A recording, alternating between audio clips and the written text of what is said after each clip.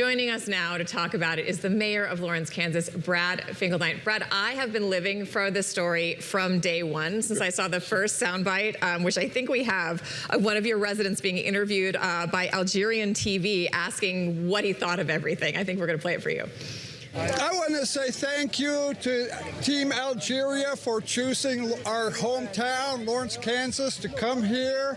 And so welcome. Welcome to United States. Welcome to Kansas. How did this happen? Did they choose you? Did you choose them? How did this go down? No, they chose us. After they got selected into the Group J, which was in Kansas City, they had 2 games in Kansas City. And so they could have chosen Kansas City or Lawrence, but they chose, well, a little bit outside of Kansas City, and they chose us, and it's been a match made in heaven. Talk a bit about that, Mayor, if you would, sort of what that match has looked like. Christina alluding to the fact there's been partying in the streets and a lot of warmth for this visiting team. What has it looked like in real terms over the last few weeks? You know, our goal when they came was, to make them feel at home, make them feel welcome. But the exciting part is that they reciprocated that right away. And it's just been a natural connection.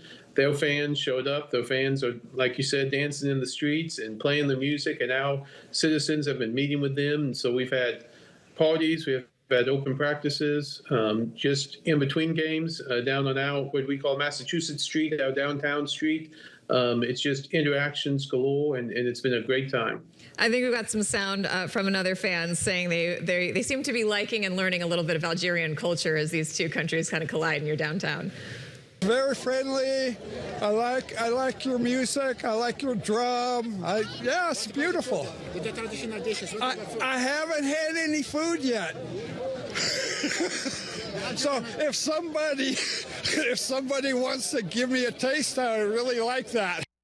All right, my mistake. So that was our same gentleman. But, I've been watching. I think the algorithm has figured me out because now I'm getting so much Lawrence, Kansas content. But I've seen people bringing baked goods to the hotel where they're staying. I've seen Kansas residents stopping to dance with Algerian bands. I've seen kids wearing Algerian jerseys. And also, there's a chant that everybody is saying. I don't know if you want to do it for us, so I don't have to do it for you. But it seems like everyone is learning a little tiny bit of French there. What are your favorite moments been so far?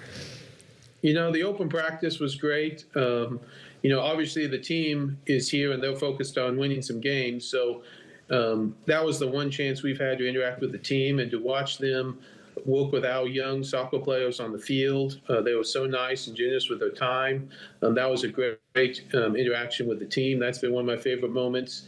We had a big watch party, obviously, for the Argentina game, and although the game did not come out like we wanted, it was great to see all the fans together cheering for a game.